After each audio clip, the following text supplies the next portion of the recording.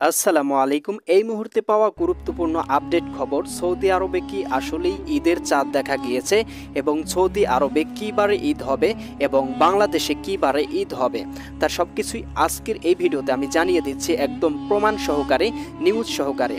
বিশ্বব্যাপী পবিত্র রমজান মাসের সমাপ্তি ও ঈদ উল ফিতরের দিনটি চিহ্নিত করতে শাওয়াল মাসের চাঁদ দেখা গুরুত্বপূর্ণ।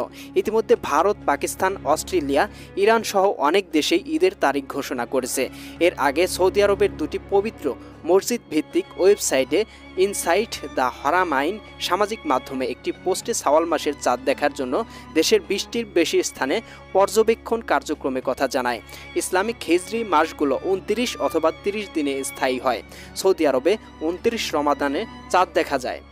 30 মার্চ আনুষ্ঠানিকভাবে পবিত্র ঈদ উল ফিতরের ঘোষণা করেছে সৌদি আরব। ইতিমধ্যে সৌদি আরবে শাওয়াল মাসের চাঁদ দেখা গেছে। রোববার 30 মার্চ দেশটিতে ঈদ উল ফিতর উদযাপিত হবে।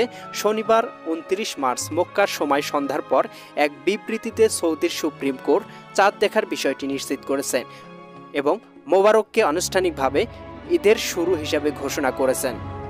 আগামীকাল 30 তারিখ সৌদি আরবে ঈদ উদযাপিত হলে আগামী 31 মার্চ সোমবার পবিত্র রমজানের ঈদ পালিত হবে বাংলাদেশে।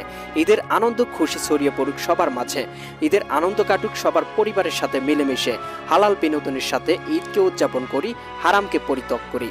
সকলকে ঈদ মোবারক।